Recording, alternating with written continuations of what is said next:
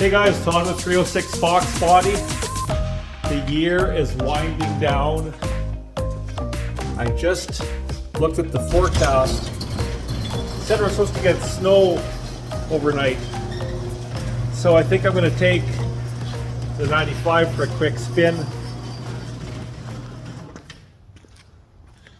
As you can see, it's no snow at all. It's starting to get a little bit overcast. One thing I like to do this time of the year, when I put the cars away, there's a few things I like to do, and maybe it's stuff that maybe if you don't do this already, it's stuff just a refresher. Things to do to your car when you store it for the winter. Now let's go over a couple things. I think, depending on where you live, and you don't even have to live out on a farm or a rural area, but here's what I do. I make these mesh screens to go over the tailpipes. My dad used to tell me stories about how he heard, and I'm sure you can find examples of it somewhere, where a mouse, a small tiny mouse, doesn't have to be a full-size mouse, it could be a baby mouse, goes up the tailpipe, up the manifold or your long tube headers, and it finds the one valve that's open and somehow squeezes through that little valve opening. And if you have a big block, there's probably a little bit more room and a high lift cam. They make a nest on top of your cylinder. So that mesh screen back there, it's kind of a good idea. It's cheap insurance. Even if you have catalytic converters, you don't want to find out in the spring that there's a nest just behind your catalytic converters. It may very well blow out, but if it's plugged up really good, you could damage some exhaust components and just your time to fix it. Something I like to do on the interior of the car, I like to put a mouse trap in the trunk, a mouse trap on the floor of the back seat, and one on in the front floor. And sometimes it doesn't even hurt to put one under the hood. One thing that's a bit more user-friendly is bounce sheets. These are fabric softener sheets. I'd say throw it in the trunk, a couple under the seats, even one under the hood. The theory is rodents possibly don't like the odor that it gives off, and it's much more pleasant than mothballs. My dad had a little Triumph Spitfire convertible that I got to drive when I was, maybe 17 or 18 years old. And when he stored it for the winter one year, he put mothballs in the car, and the car always stunk like mothballs. So the bounce sheets, fabric softener sheets, definitely a better idea. Something else that you should do with your coolant, get a hydrometer and see how cold your coolant is good for. I know I have a 50-50 mix in this car, but I'm still going to test it just to make sure it's good for minus 40 below. Obviously, if you live down south, it's not so much of a concern, but in Canada or any northern states, it can get cold. And so that's something to look at.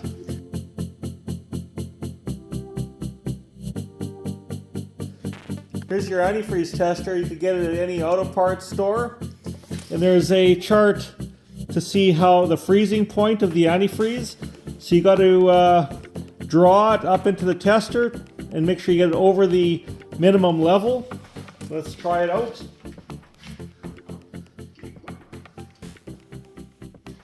Oh, this is very good. So check this out. This antifreeze is good for over minus 45 degrees Fahrenheit, or even, it's probably closer to minus 50. So we won't have to worry about this antifreeze freezing up and, cracking the block or anything. If you had really weak antifreeze, potentially, if your antifreeze was good till minus 5 degrees, but it gets down to minus 40 and it freezes solid, you could crack your block, you could crack your radiator, lots of components could get damaged. So we know we're good to go with our antifreeze. It's good for all winter long. Also, on the other side of this this tester, it has your boiling point. So my boiling point of my antifreeze, it's quite high. It's over 269 degrees Fahrenheit.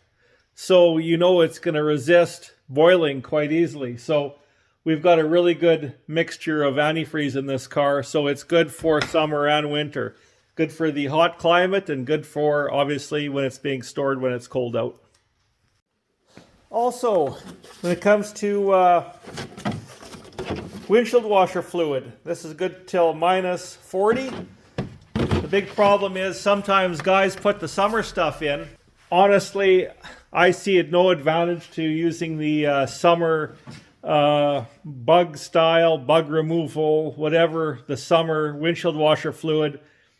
To me, if you live in any colder climate, I would never use anything but the minus 40 or minus 45 degree windshield washer fluid, because basically if you have the summer stuff in your tank and it freezes, you could crack your tank and then you're replacing that.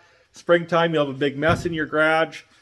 Not everybody's fortunate enough to store their cars in a warm climate, in a climate controlled garage. So regardless, you never know when you have to kick the car out of the garage for a few days. I would put in the minus 40 stuff all year round just to be safe. Another thing is, it's a good idea, but make sure, check the air in your tires, because if you find out you got a tire that's leaking, you don't want the tire to go flat all winter and then get a kind of a flat spot in the tire, and then the springtime you pump it up, but then it'll take a while and hopefully the tire recovers. It could cause a vibration. So take care of leaky tires before you store the car. Some people go as far as putting the car up on jack stands, which to take the load off the suspension. It's not always necessary, but that is a good extra measure to get some jack stands and do that. And it can be a good idea to wash your car before you put it away, especially if you're putting a car cover on top of it, because, exaggerated, if you have a layer of dust and the little bits of dust and dirt are on the car, then you put a car cover over top of it, it's almost like wet sanding your car. So, and if you store your car, not all of us can store our cars inside. And I remember back in the 80s, my dad knew a guy that stored his sports car outside, and he put a car cover on it. And I think it was more like a plastic tarp.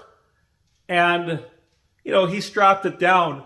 But from the wind causing it to vibrate and move around, his paint was a mess. It took a lot of, not really wet sanding, but a lot of serious polishing to fix his paint in the springtime.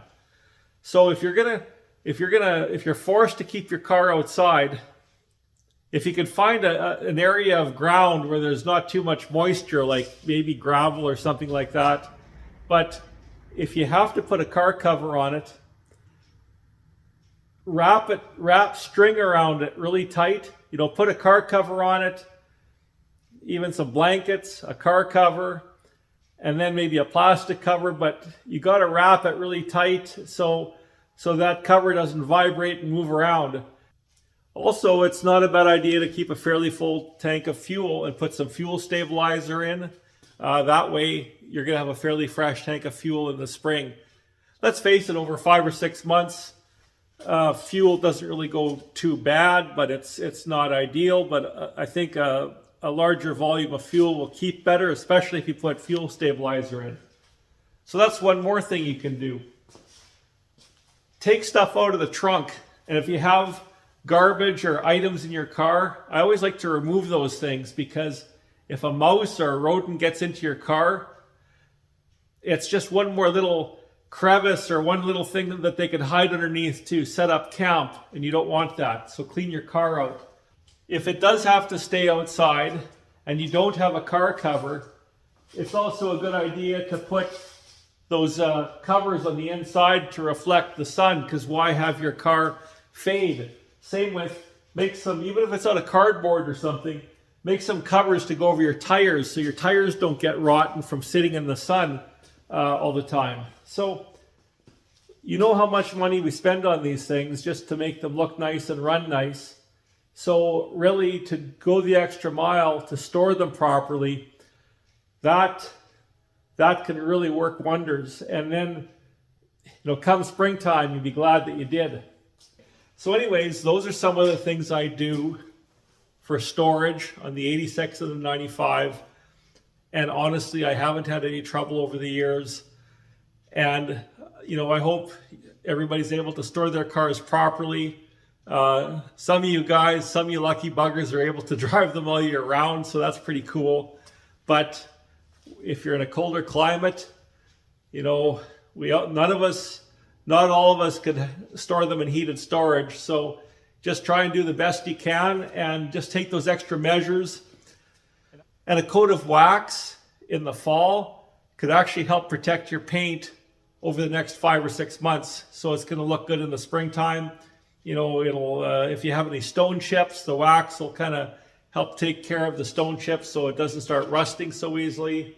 That's kind of extreme, but that could be a good thing. So it's a good idea to wax your car at least twice a year. If you do it more, right on, but in the spring and in the fall. So anyways, just a reminder to everybody, if you have to store your car, try and store it properly. I hope this helps you out, and thanks for watching. We'll catch you in the next video. Cheers. And you know what? Come to think of it, I'm going for a spin in this thing because come tomorrow morning, there might be a couple inches of snow on the ground.